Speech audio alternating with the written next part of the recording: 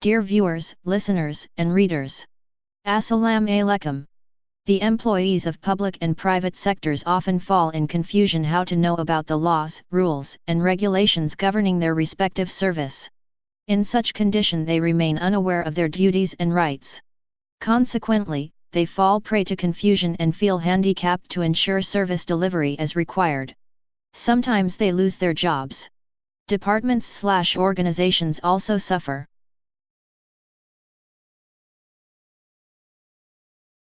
In order to sensitize the employees, this lecture series has been prepared. It is also aimed at creating awareness about various laws, rules, and regulations and aspects of public administration. The content of the lecture shall not be quoted in any kind of legal matter or reproduce in making legal claim, etc. I hope that the series will help the employees to know various laws/rules, understand different dynamics/aspects of their respective employment, and get them prepared for discharging their duties and responsibilities with peace of mind and up to the optimum level with efficiency and dedication in the public interest. The lecture series. Today lecture number 6 of the series is presented to honorable viewers, listeners, and readers. Topic of the lecture is anti-corruption laws in Pakistan.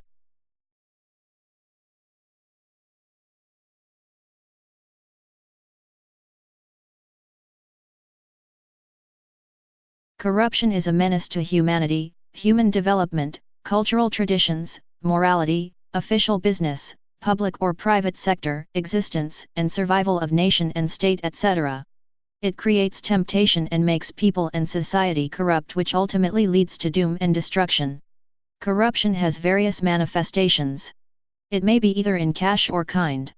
Latter may be in movable or immovable existence. Corruption may be committed in either sector, i.e. public sector or private sector. Corruption is not limited to specific department of life. It may happen in economic, cultural, political, administrative, and social, etc. According to Cambridge Dictionary, a word corruption means illegal, bad, or dishonest behavior, especially by people in positions of power. It may be explained as a misuse of powers or exercise of authority provided under a law for personal interest instead of public interest. According to United Nations Office of Drugs and Crime, the United Nations Convention Against Corruption is the only legally binding universal anti-corruption instrument. The Convention's far-reaching approach and the mandatory character of many of its provisions make it a unique tool for developing a comprehensive response to a global problem. The Convention covers 5 main areas: preventive measures, criminalization and law enforcement, international cooperation, asset recovery, and technical assistance and information exchange.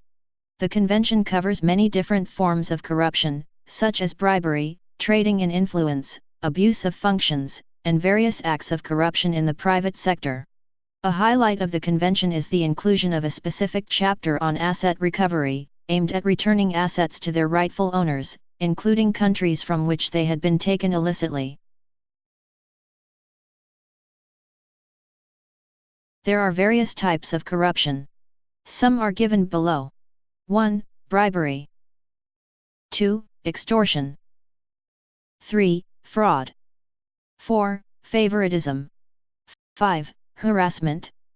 6. Nepotism. 7. Misuse of official power or authority. 8. Embezzlement. 9. Patronage. 10. Parochialism.